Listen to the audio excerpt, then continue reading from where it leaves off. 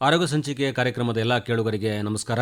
ಇವತ್ತು ನಮ್ಮ ಜೊತೆಗಿದ್ದಾರೆ ಡಾಕ್ಟರ್ ಆತ್ಮಾನಂದ್ ಗೌರೋಜಿಯವರು, ದಂತ ವೈದ್ಯರು. ಸರ್ ನಮಸ್ಕಾರ.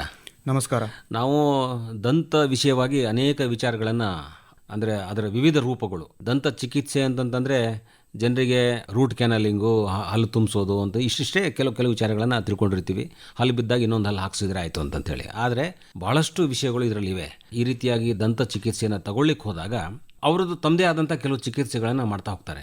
ಈ ತಪ್ಪು ಕಲ್ಪನೆಗಳು ಏನೇನು ಇರ್ತವೆ, ಇದನ್ನು ಹೋಗಲಾಡಿಸ್ಬೇಕಂತಂದರೆ ಯಾವ ರೀತಿ ದಂತ ಚಿಕಿತ್ಸೆನ ನಾವು ಪಡಿಬೇಕಾಗತ್ತೆ ಅನ್ನೋದು ಭಾಳ ಮುಖ್ಯ. ಡಾಕ್ಟರ್ ಆತ್ಮಾನಂದ್ ಅವರೇ, ನಮಗೆ ಹೇಳಿ, ಜನರಲ್ಲಿ ಏನಾದರೂ ಈ ರೀತಿ ತಪ್ಪು ಕಲ್ಪನೆಗಳು ಇವೆಯಾ? ಇದರಲ್ಲಿ ನಾವು ಚಿಕಿತ್ಸೆಯ ಕುರಿತು ಒಂದು ತಪ್ಪು ಕಲ್ಪನೆ ಮತ್ತು ಮೌಢ್ಯತೆಗಳನ್ನ ತಿಳ್ಕೊಳ್ಳೋದಕ್ಕಿಂತ ಮುಂಚೆ ತಪ್ಪು ಕಲ್ಪನೆಗಳಂದ್ರೆ ಏನು ಮತ್ತು ಮೌಢ್ಯತೆ ಅಂದರೆ ಏನು ಅಂತ ನಾವು ತಿಳ್ಕೊಳ್ಳೋಣ. ಮೌಢ್ಯತೆ ಅಂತಂದರೆ ನಾವು ಆ ಒಂದು ಪರ್ಟಿಕ್ಯುಲರ್ ಪರಿಸರ ಅಥವಾ ಒಂದು ಸಿಚುವೇಶನ್ ಒಳಗೆ ಇರಲ್ಲ, ಬೇರೆಯವರು ಹೇಳಿದ್ದನ್ನ ನಾವು ಕೇಳ್ತೀವಿ. ಅದು ಕೇಳಿ ಒಬ್ರು ಕೊಟ್ಟಿರುವಂಥ ಮಾಹಿತಿಯನ್ನು ಮತ್ತು ಇನ್ನೊಬ್ರಿಗೆ ನಾವು ನೀಡ್ತೀವಿ. ಅದನ್ನು ಜನರು ನಂಬ್ತಾರೆ. ಅದನ್ನು ನಾವು ಮೌಢ್ಯತೆ ಅಂತ ಹೇಳ್ತೀವಿ. ಅಂದರೆ ಬಾಯಿಯಿಂದ ಬಾಯಿಗೆ ಏನೇನೋ ಹೇಳಿದ್ದನ್ನು ಕೇಳ್ತಾ ಅದನ್ನು ಅನುಸರಿಸೋದು. ಹೌದು. ಆದ್ದರಿಂದ ಸಾಕಷ್ಟು ಅನಾಹುತಗಳಾಗುತ್ತೆ. ಆದರೆ ಏನಂದರೆ, ಮಾನಸಿಕವಾಗಿ ಅವರು ಹೇಳಿದ್ದಕ್ಕೆ ಅಥವಾ ಅವರು ಎಲ್ಲೋ ಒಂದು ದಾರಿ ತೋರಿಸಿದ್ದಕ್ಕೆ ಅಲ್ಲಿ ಹೋಗಿ ಹಿಂಗೆ ಮಾಡಿದ್ವಿ ಅಂತಂತ ಹೇಳ್ತಾರೆ. ಅದಕ್ಕೆ ನಾವು ಆರಾಮಾದೀವಿ ಅಂತಂತೇಳಿ. ಮನುಷ್ಯನ ಮನಸ್ಸು ಎಷ್ಟಿದೆ ಅಂದರೆ, ಆ ತಪ್ಪು ಕಲ್ಪನೆ ಅದನ್ನು ಅನುಸರಿಸೇ ಅವನು ಗುಣ ಆದ ಅಂತಂತೇಳೋ ಆ ಒಂದು ಹಂತಕ್ಕೆ ಬಂದುಬಿಟ್ಟಿರ್ತಾರೆ. ಏನೇನು ಸರ್ ತಪ್ಪು ಕಲ್ಪನೆಗಳಲ್ಲಿ ಯಾವ್ಯಾವ ತಪ್ಪು ಕೆಲಸಗಳನ್ನು ಅಥವಾ ತಪ್ಪು ಚಿಕಿತ್ಸೆ ದಾರಿಗಳನ್ನು ತುಳಿತಾರೆ ಜನ? ನೋಡಿ, ದಂತ ವೈದ್ಯಕೀಯ ಲೋಕದಲ್ಲಿ ಹಲವಾರು ವಿಭಾಗಗಳಿದ್ದು, ಆ ವಿಭಾಗವಾರು ನಿಮಗೆ ಜನರು ಆ ವಿಭಾಗದಲ್ಲಿರುವಂತಹ ಚಿಕಿತ್ಸೆಗಳ ಬಗ್ಗೆ ಏನು ತಪ್ಪು ಕಲ್ಪನೆಗಳಂತ ನಾನು ವಿವರವಾಗಿ ಹೇಳ್ಕೊಂಡು ಮೊದಲನೇ ವಿಭಾಗ ಬಂದ್ಬಿಟ್ಟು ಮುಖ ಮತ್ತು ಬಾಯಿ ಶಸ್ತ್ರಚಿಕಿತ್ಸೆ ಅಥವಾ ನಾವು ಓರಲ್ ಅಂಡ್ ಮ್ಯಾಕ್ಸಿಲೋಫೇಶಿಯಲ್ ಸರ್ಜರಿ ಅಂತ ನಾವು ಹೇಳ್ತೀವಿ. ಈ ಮುಖ ಮತ್ತು ಬಾಯಿ ಶಸ್ತ್ರಚಿಕಿತ್ಸೆಯ ವಿಭಾಗದಲ್ಲಿ ಮುಖ್ಯವಾಗಿ ಒಂದು ಮೂಲಭೂತ ಚಿಕಿತ್ಸೆ ಏನಂತಂದ್ರೆ ಎಕ್ಸ್ಟ್ರಾಕ್ಷನ್ ಅಂತ ಕರಿತೀವಿ. ಟೂತ್ ಎಕ್ಸ್ಟ್ರಾಕ್ಷನ್ ಅಥವಾ ಹಲ್ಲು ಕೀಳಿಸ್ಕೊಳ್ಳೋದು ಅಂತ ಹೇಳ್ತೀವಿ. ಹಲ್ಲು ಕೀಳಿಸ್ಕೊಳ್ಳುವಂತಹ ಸಂದರ್ಭ ಎದಕ್ಕೆ ಬರುತ್ತೆ ಅಂತಂದ್ರೆ, ಅತಿಯಾಗಿ ಹಲ್ಲು ಹುಳು ಹಿಡಿತು ಅಂತಂದ್ರೆ ಅಥವಾ ಏನೋ ನೀವು ಎಲ್ಲಾದರೂ ಬಿದ್ರಂತಂದ್ರೆ, ಹಲ್ಲಿಗೆ ತುಂಬಾನೇ ಡ್ಯಾಮೇಜ್ ಆಯ್ತು ಅಂತಂದ್ರೆ, ಈ ಒಂದು ಸನ್ನಿವೇಶದಲ್ಲಿ ಹಲ್ಲು ಕೀಳಿಸ್ಕೊಳ್ಳುವಂತಹ ಪರಿಸ್ಥಿತಿ ಬರಬಹುದು. ಚಿಕಿತ್ಸೆಕ್ಕಿಂತ ಮುಂಚೆ ಜನರಲ್ಲಿ ಯಾವ ರೀತಿಯ ಒಂದು ತಪ್ಪು ಕಲ್ಪನೆ ಇರುತ್ತೆ ಅಂತಂದ್ರೆ, ಹಲ್ಲಿ ಒಂದು ತಗ್ಸ್ಕೊಳ್ಳುವ ಚಿಕಿತ್ಸೆ ಕುರಿತು ನಾವೆಲ್ಲಿ ಹಲ್ಲು ತಗ್ಸ್ಕೊಂಡ್ರೆ ಎಲ್ಲಿ ನಾವು ನಮ್ಮ ದೃಷ್ಟಿಯನ್ನು ಕಳೆದುಕೊಂಡು ಬಿಡ್ತೀವಿ, ಅಥವಾ ಎಲ್ಲಿ ನಾವು ನಮ್ಮ ಒಂದು ಹಿಯರಿಂಗ್ ಸೆನ್ಸ್ ಅಥವಾ ಕೇಳುವುದು ನಾವು ಏನಿರ್ತದ ಅದನ್ನ ನಾವು ಕಳ್ಕೊಂಡ್ಬಿಡ್ತೀವಿ ಅಂತಂದು ತಪ್ಪು ಕಲ್ಪನೆ ಜನರ ಒಳಗೆ ಇರ್ತದೆ. ಬಟ್ ದೃಷ್ಟಿಕೋನಕ್ಕೆ ಸಂಬಂಧಿಸಿದಂತಹ ಅಂಗಾಂಗಗಳಾಗಿರಬಹುದು ಅಥವಾ ಯಾವುದೇ ನರಗಳಾಗಿರಬಹುದು ಅಥವಾ ಹಿಯರಿಂಗಿಗೆ ಕಿವಿಗೆ ಸಂಬಂಧಿಸಿದಂತಹ ಯಾವುದೇ ಒಂದು ಅಂಗಾಂಗ ಅಥವಾ ನರಗಳಾಗಿರಬಹುದು, ಇವ್ಯಾವೂ ಕೂಡ ಬಾಯಲ್ಲಿ ಇರುವುದಿಲ್ಲ. ಹೀಗಾಗಿ ನೀವು ಯಾವುದೇ ರೀತಿಯಾದಂತಹ ಒಂದು ಎಕ್ಸ್ಟ್ರಾಕ್ಷನ್ ಅಂತ ಚಿಕಿತ್ಸೆಗೆ ಒಳಗಾದ್ರೆ ಅಂತಂದ್ರೆ, ನಿಮಗೆ ಎಂಥ ಒಂದು ಸಂದರ್ಭದಲ್ಲೂ ಕೂಡ ದೃಷ್ಟಿಯನ್ನು ಕಳ್ಕೊಳ್ಳೋದು ಅಥವಾ ಹಿಯರಿಂಗ್ ಲಾಸ್ ನಿಮ್ಗೆ ಬರ್ಲಿಕ್ಕೆ ಸಾಧ್ಯನೇ ಇಲ್ಲ. ಇದು ಮುಖ ಮತ್ತು ಬಾಯಿ ಶಸ್ತ್ರಚಿಕಿತ್ಸೆಯ ವಿಭಾಗಕ್ಕೆ ಇರುವಂತಹ ಒಂದು maxillofacial surgery, oral and maxillofacial surgery ಅಂತ ನಾವು ಕರಿತೀವಿ. ಇನ್ನೊಂದು ಬಂದ್ಬಿಟ್ಟು ಪೆರಿಯೋಡಾಂಟಿಕ್ಸ್ ಅಂತ ಒಂದು ವಿಭಾಗ. ಪೆರಿಯೋಡಾಂಟಿಕ್ಸ್ ವಿಭಾಗ ಅಂತಂದ್ರೆ ಅಲ್ಲಿ ಮುಖ್ಯವಾಗಿ ಒಸಡು ಮತ್ತು ಒಸಡಿಗೆ ಅಂಟಿಕೊಂಡಿರುವಂತಹ ಅನಾರೋಗ್ಯದ ಬಗ್ಗೆ ಚಿಕಿತ್ಸೆ ಕೊಡುವಂತಹ ವಿಭಾಗ. ರೋಗಗಳು ಅಂತಂದ್ರೆ, ಮೊದಲು ನಾವು ಬಾಯಲ್ಲಿ ಅಥವಾ ಹಲ್ಲು ಮತ್ತು ಒಸಡಿನ ನಡುವೆ ಜಮಾ ಆಗಿರುವಂತಹ ಕಿಟ್ಟು ಅದನ್ನ ಹೋಗಲಾಡಿಸುವಂತಹ ಚಿಕಿತ್ಸೆ ಅಂತ ನಾವು ಹೇಳ್ತೀವಿ. ಅದನ್ನ ನಾವು ಸ್ಕೇಲಿಂಗ್ ಅಂತ ಹೇಳ್ತೀವಿ. ಜನರಲ್ಲಿ ಮುಖ್ಯವಾಗಿ ಒಂದು ತಪ್ಪು ಕಲ್ಪನೆ ಸ್ಕೇಲಿಂಗ್ ಚಿಕಿತ್ಸೆ ಕುರಿತು ಏನಿದೆ ಅಂತಂದ್ರೆ, ಎಲ್ಲಿ ಸ್ಕೇಲಿಂಗ್ ಆದ ನಂತರ ಹಲ್ಲುಗಳು ನಮ್ದು ಸಡಿಲಾಗಿದೆ, ಸಡ್ಲಾಗ್ಬಿಡ್ತವೆ, ಈ ರೀತಿಯಾದಂತಹ ಒಂದು ಕಂಪ್ಲೇಂಟ್ ಅನ್ನ ಅವ್ರು ಇಟ್ಕೊಂತಾರೆ. ಬಟ್ ಯಾವುದೇ ಒಂದು ಸೈಂಟಿಫಿಕ್ ಪೇಪರ್ಸ್ ಆಗಿರಲಿ, ಯಾವುದೇ ಒಂದು ವೈಜ್ಞಾನಿಕ ಮಾಹಿತಿ ಆಗಿರಲಿ, ಎಲ್ಲೂ ಪ್ರೂವ್ ಆಗಿಲ್ಲ ಏನಂತಂದ್ರೆ ನೀವು ಸ್ಕೇಲಿಂಗ್ ಮಾಡಿಸ್ಕೊಳ್ಳೋದ್ರಿಂದ ನಿಮ್ಮ ಹಲ್ಲುಗಳು ಸಡ್ಲಾಗ್ತವೆ ಅಂತ. ಹಂಗೇನಿಲ್ಲ, ಏನೂ ಆಗಲ್ಲ, ಏನಂದ್ರೂ ಏನೂ ಆಗಲ್ಲ. ಬಟ್ ಬಹಳಷ್ಟು ಜನ ಅವರು ಸೆನ್ಸ್ ಮಾಡ್ತಾರೆ. ಯಾಕಂತಂದ್ರೆ ಈಗ ನಾವು ಹಲ್ಲು ಮತ್ತು ಒಸಡಿ ನಡಕ್ಕೆ ಕಿಟ್ ಏನು ಕುಂತಿರ್ತದೆ ಅದು ಪ್ಲಾಕ್ ಅಂತ ನಾವು ಕರಿತೀವಿ. ಅದು ಪ್ಲಾಕ್ ತುಂಬಾನೇ ದಿನಗಳಿಂದ ಅಲ್ಲೇ ಕೂತು ಏನಾಗುತ್ತೆ ಅಂತಂದ್ರೆ ಮುಂದಿನ ದಿನಗಳಲ್ಲಿ ಕ್ಯಾಲ್ಕುಲಸ್ ಆಗಿ ಮಾರ್ಪಡುತ್ತೆ. ಅದು ಅಂದ್ರೆ ಕ್ಯಾಲ್ಕುಲಸ್ ಅಂದ್ರೆ ಅದು ಪ್ಲಾಕಿನ ಅತ್ಯಂತ ಗಟ್ಟಿಯಾದಂತಹ ಒಂದು ಫಾರ್ಮ್. ಅದು ಪ್ಲಾಕ್ ಅಂತಂದ್ರೆ ನೀವು ದಿನ ಮುಂಜಾನೆ ನೀವು ಏನು ಬ್ರಷ್ ಮಾಡ್ತಿರ್ತೀರಿ, ಅವಾಗ ಒಂದ್ ಸ್ವಲ್ಪ ಹಳದಿ ಬಣ್ಣದ ಒಂಥರ ಪದರು ನಿಮ್ಮ ಹಲ್ಲಿನ ಮೇಲೆ ಅಂಟ್ಕೊಂಡಿರುತ್ತೆ. ಅದು ಬಹಳ ಮೈನರ್ ಪ್ಲಾಕ್ ಅದು. ಬಟ್ ಅದೇ ಒಂದು ಜಮಾವಣೆ ಆಗಿ ಕ್ಯಾಲ್ಕುಲಸ್ ಅಂತ ಒಂದು ಫಾರ್ಮೇಶನ್ ಆಗುತ್ತೆ. ಅದು ಗಟ್ಟಿ ಕಲ್ ತರ ಇದ್ದಂಗೆ ಇರುತ್ತೆ. ಅದು ನೀವು ನಾರ್ಮಲಿ ಬ್ರಷ್ ಮಾಡಿದ್ರೆ ಈ ತರ ಹೋಗಲ್ಲ. ಅದು ಕ್ಯಾಲ್ಕುಲಸ್ ಪದಾರ್ಥ ಅಲ್ಲಿ ಜಮಾವಣೆಗೊಂಡು ಅದು ಗಟ್ಟಿಯಾಗಿ ಕೂತ್ ಬಿಡುತ್ತೆ. ಸೊ ಅದನ್ನ ತೆಗಿಬೇಕಾ?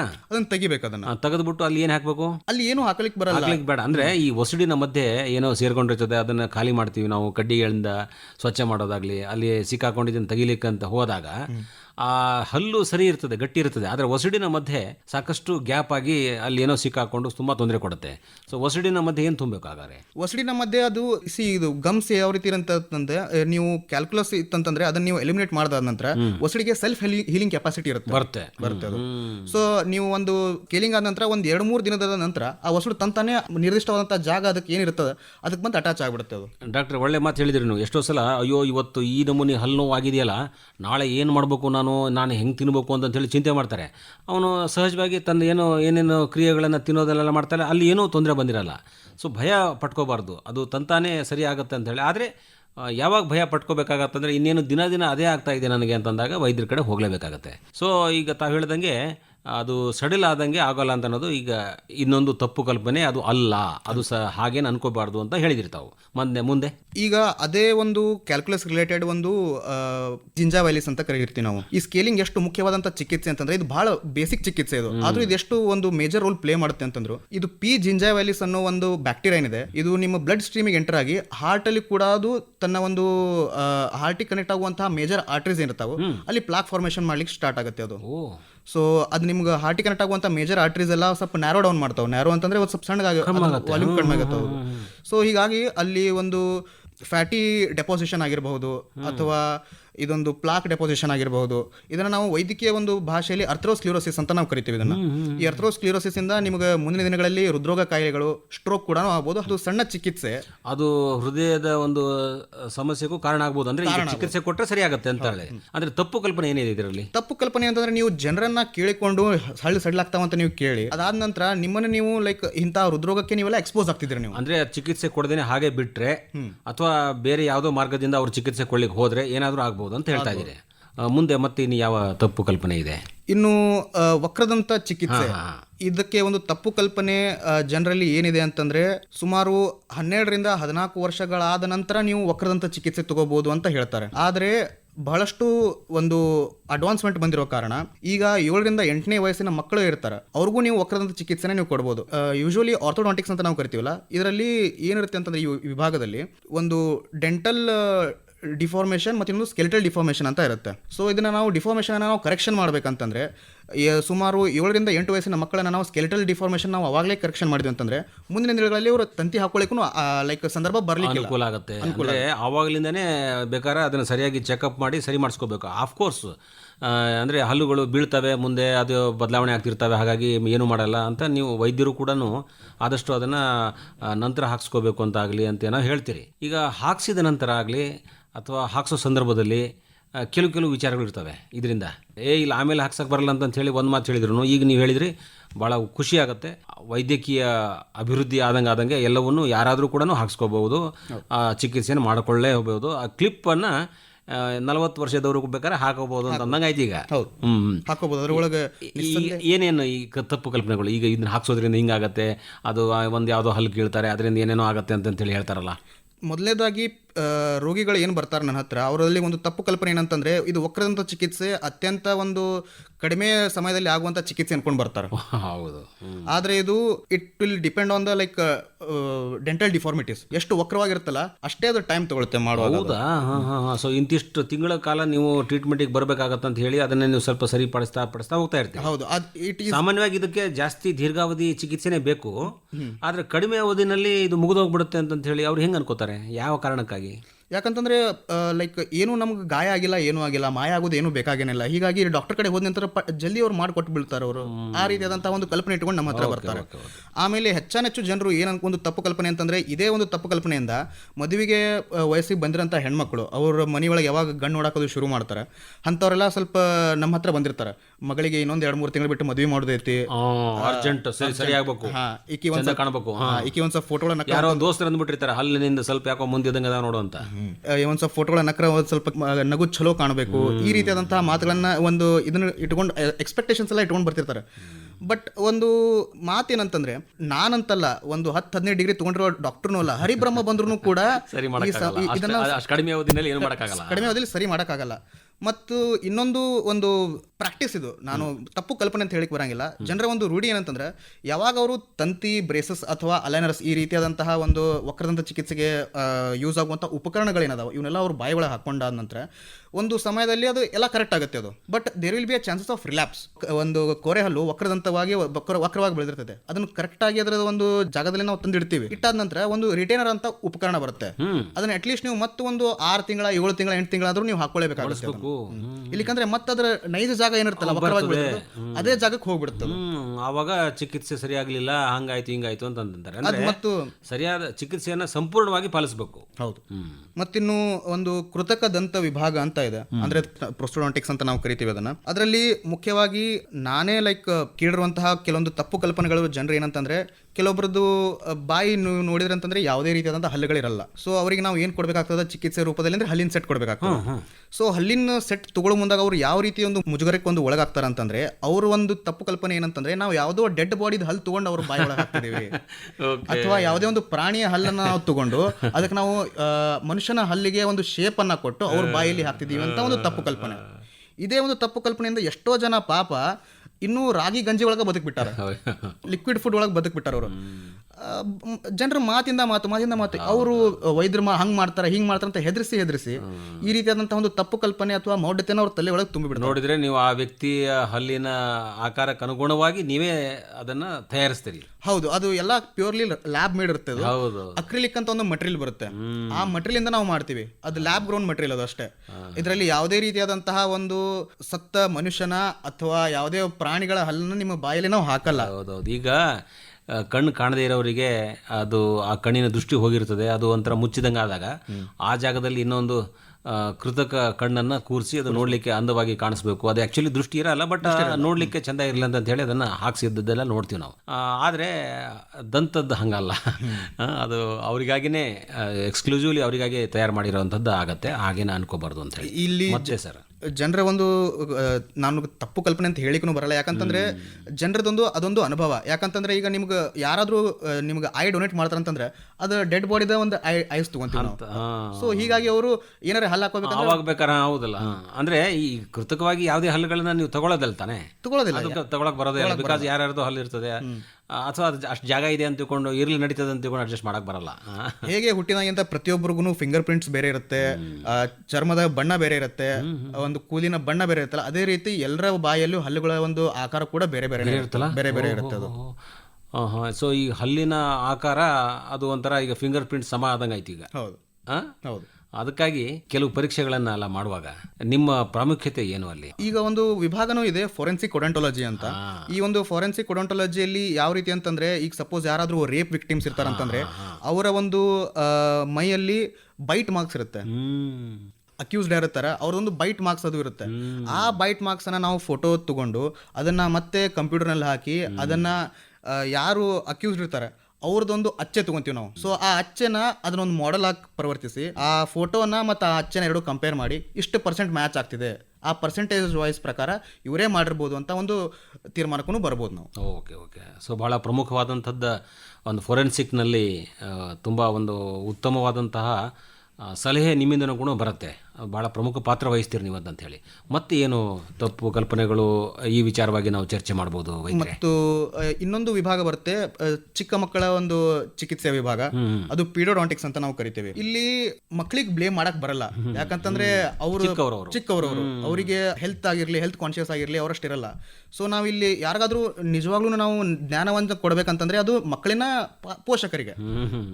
ಆದರೆ ಮಕ್ಕಳಿನ ಪೋಷಕರು ಯಾವ ರೀತಿ ಅವ್ರದ್ದು ಒಂದು ಮೆಂಟಾಲಿಟಿ ಇದೆ ಅಂತಂದ್ರೆ, ಮಾನಸಿಕತೆ ಇದೆ ಅಂತಂದ್ರೆ, ಯಾವಾಗ ತಮ್ಮ ಮಕ್ಕಳಲ್ಲಿ ಹಲ್ಲುಗಳು ಹುಳುಕಿಡಿದಿರ್ತಾವ, ಹಲ್ಲುಗಳು ಕೆಟ್ಟಿರ್ತಾವ, ಅವರ ಒಂದು ಥಿಂಕಿಂಗ್ ಸ್ಟೈಲ್ ಹೆಂಗಿರ್ತಂದ್ರೆ, ಹೇಗಿದ್ರು ಇದು ಬೀಳುತ್ತೆ, ಆಮೇಲೆ ಶಾಶ್ವತಲ್ಲಿ ಬರುತ್ತೆ, ಅದನ್ನ ಚೆನ್ನಾಗಿ ನೋಡ್ಕೊಂಡ್ರೆ ಸಾಕಲ್ಲ. ಈಗ ಹಾಲಲ್ಲಿ ಹೋದ್ರೆ ಹೋಯ್ತು, ಬಟ್ ಆ ಮಗು ಏನು ಅನ್ಭವಿಸಿದ್ದು ಅವ್ರಿಗೆ ಗೊತ್ತದು ಮೊದಲೇದು. ಆಮೇಲೆ ಈಗ ಹಲ್ಲು ಈ ರೀತಿ ಕೆಟ್ಟದಾದ ನಂತರ ಅದೇ ಹಲ್ಲಿನ ಒಂದು ಇನ್ಫೆಕ್ಷನ್ ಒಸಡಿಗೆ ಹೋಗುತ್ತೆ, ಅದೇ ಒಸಡಿನ ಬುಡಭಾಗದಲ್ಲಿ ಶಾಶ್ವತ ಹಲ್ಲು ಕೂಡ ಇರುತ್ತೆ, ಅದು ಕೆಡಬಹುದು, ಅದಕ್ಕೆ ಹಾನಿ ಆಗ್ಬಹುದು ಅಂತ ಚಿಕಿತ್ಸೆ ಕೊಡ್ಲೇಬೇಕಾಗತ್ತೆ.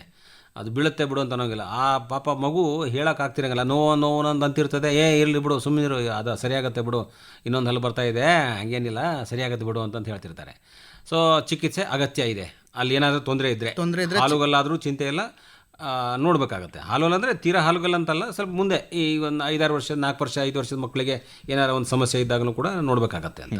ಈಗ ಭಾಳ ಪ್ರಮುಖವಾಗಿ ಈ ಕಿವಿಯಿಂದ ಹುಳ ಬಂತು, ಹಲ್ಲೊಳಗೆ ಹುಳ ಇದ್ದಿದ್ದಕ್ಕೆ ಕಿವಿಯಿಂದ ತೆಗೆದ್ರು ಅಂತಂತೇಳಿ, ಅದು ಒಂಥರ ಅದೇನು ಮೂಢನಂಬಿಕೆ ಅನ್ಬೇಕು, ಜನ ಅದನ್ನು ಕೂಡ ಇನ್ನೂವರೆಗೂ ನಂಬಿಕೊಂಡು ಬೇರೆ ಬೇರೆ ಕೆಲವೊಂದು ಈ ನಾಟಿ ಔಷಧಿ ಎಲ್ಲ ಇದ್ದವ್ರ ಕಡೆ ಹೋಗ್ತಾರಲ್ಲ ಸರ್. ಮುಖ್ಯವಾಗಿ ಈಗ ನೀವು ಹೇಳಿರುವಂತಹ ಇದೊಂದು ಸಮಸ್ಯೆ ಏನಿದೆ, ಇದನ್ನ ಸಮಸ್ಯೆದು ಹುಳುಕು ಹಲ್ಲು ವಿಭಾಗದ ಕಂಡು ಬರುತ್ತೆ ಇದು ಸಮಸ್ಯೆ. ಎಂಡೋಡಾಂಟಿಕ್ಸ್ ಅಂತ ನಾವು ಕರಿತೀವಿ.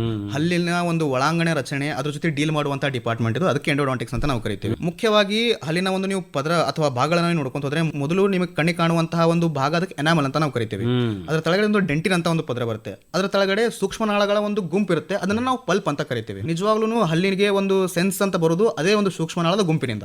ಯಾವಾಗ ಡೆಂಟಲ್ ಕೆರಿಸ್ ಅಥವಾ ಹಲ್ಲಿನ ಹುಳುಕು ಏನಿದೆ ಅದು ಎನಾಮಲ್ ಮತ್ತು ಡೆಂಟಿನ್ ಅನ್ನ ದಾಟಿ ಯಾವಾಗ ಪಲ್ಪಿಗೆ ತಲುಪುತ್ತಲ್ಲ ಅವಾಗ ನಿಮ್ಗೆ ನೋವು ಬರ್ಲಿಕ್ಕೆ ಶುರು ಆಗುತ್ತೆ. ಓಕೆ, ಅಲ್ಲಿ ಏನು ಯಾವ ಕಾರಣಕ್ಕಾಗಿ ನೋವು ಬರುತ್ತೆ? ಅಲ್ಲಿ ಏನು ಹುಳ ಇರ್ತಾವ? ಅಲ್ಲಿ ಹುಳ ಇರ್ತಾವೆ, ಇಲ್ಲಂತ ನಂಗಿಲ್ಲ, ಬಟ್ ಅವು ಎಲ್ಲವೂ ಸೂಕ್ಷ್ಮದರ್ಶಕ ಮೈಕ್ರೋಸ್ಕೋಪಿಕ್ ನಲ್ಲಿ ಕಂಡ್ರೆ ಮಾತ್ರ ಕಾಣುವಂತ ಹುಳ. ಹೌದು. ಓಕೆ, ಈಗ ನಿಮಗದು ಕನ್ನಡಿಯಲ್ಲಿ ನಿಮ್ಮ ಹಲ್ಲುಗಳನ್ನು ನೀವು ನೋಡಿಕೊಂಡಾಗ ಅದು ನಿಮಗೆ ಕಪ್ಪಾಗಿ ಕಾಣಬಹುದು.